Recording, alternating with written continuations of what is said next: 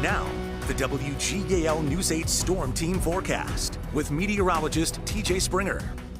Parts of Texas still seeing some of that heavy rain. Downpours, even some severe thunderstorms have been ongoing down across portions of the Lone Star State. We've been dealing with rain here at home as well, but thankfully nothing like what Texas is experiencing. And we still have more rain to go. The Storm Team Live Radar Network pinpointing plenty of showers. And really this is just the beginning of a rather unsettled stretch as we head into our first full week of May. So you'll definitely want to keep tabs with us if you have any outdoor plans. We can see more rain out across really West Virginia and Virginia.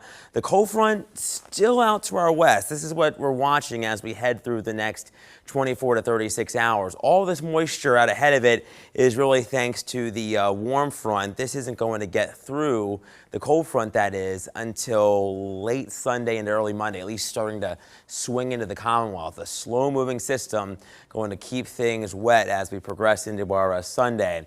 Here's that live glance in York, the low hanging clouds, seeing the reflections of the city lights off of those, still dealing with the showers. If you have any plans early tomorrow morning, you'll want the rain jacket, you'll want the umbrella for our Cinco de Mayo. In terms of rainfall that we've seen so far today, Cashtown picking up just under a half of an inch. It hasn't been a lot of rain, but enough to definitely give the ground a bit of a drink. And we do need some of that rain. Just about a third in Chambersburg, Franklin County, a little less in Reidsville, Mifflin, around a quarter, and same for Manheim. With the clouds, with the moisture, that onshore flow, temperatures hanging right around 50 at the moment. 52 in Carlisle, 51 in Lancaster. It is 50 on the dot there in Lebanon as well as in Lewistown. And because of the clouds and that onshore flow, we're really going to hang pretty close to where we are right now.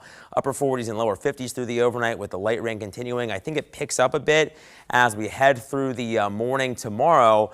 And then we're expecting that rain to start to taper to showers as we head through the latter half of our day, with temperatures topping out right around 60. Still cooler than average, but a little bit warmer than today. The one plus with the rain is that we've knocked those pollen levels back a bit. The air quality is in the good category. With the moisture, we do have a moderate mold levels, but if you're planning on getting outside, you're not going to have to deal with any UV index, the burn time around an hour or greater because of that lack of the sun getting through.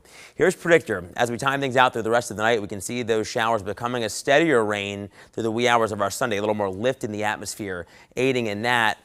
As we progress through lunchtime, we're starting to see those showers heading eastbound. Still going to see those lingering though, but I think with the wind flow aloft, we'll start to see that cloud cover trying to thin a little bit, but then that cold front starts to move in, and that could bring us a little bit of shower activity as we get into early Monday. In terms of additional rainfall, I still think a good half of an inch, if not a little more in some spots, is on the table. A little less in others, but most of us between today and tomorrow will likely top out right around an inch of rain. If you're getting out for any college graduations for the day on Sunday, it's going to be another damp one, a dreary one, as we've been hitting on the big story. Temps back in the upper 50s though for the latter half of our day. Our News 8 Storm Team 10-day does feature temperatures really getting a nice boost back into the 70s on Monday. Could have a few afternoon and evening thunder showers. A better chance as we head into Wednesday though, back in the mid 80s ahead of a cold front.